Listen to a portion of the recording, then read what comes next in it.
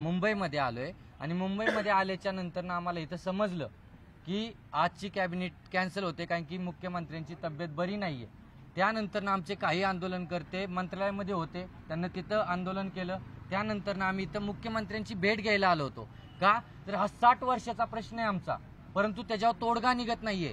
तुम्ही पाहिलं 2014 ला देवेंद्र फडणवीस साहेबांनी सांगितलं होतं की शेवटच्या पहिल्या कॅबिनेटमध्ये आम्ही धनगर समाजाला आरक्षण देऊ, पण आता ही शेवटची कॅबिनेट आहे या सरकारची आणि आता आमच्या अशा आहेत या शेवटच्या कॅबिनेटमध्ये तरी मुख्यमंत्री साहेब आमचा धनगर आरक्षणाचा प्रश्न सोडवणार आहेत का नाही ते विचारायला आम्ही इथं आलो होतो। आम्हाला माहिती आहे मुख्यमंत्री साहेब म्हणजे त्यांना सगळ्यांची काळजी आहे, आमची काळजी आहे। आम्हाला माहिती आहे ते धर्मवीर आनंद दिघे साहेबांचे शिष्य आहेत आणि ते दिलेला शब्द पाळतात। त्यामुळे आम्हाला माहिती आहे की मुख्यमंत्री साहेब आम्हाला आरक्षण देणार, परंतु ते कधी हे आम्हाला माहित नाहीये आणि त्यासाठी आम्ही सर्वजण या मुंबईमध्ये आलो होतो। आम्ही वेगवेगळ्या पद्धतीने आज आंदोलन केले आणि आमची मागणी त्यांच्या पुढे ठेवलेली आहे।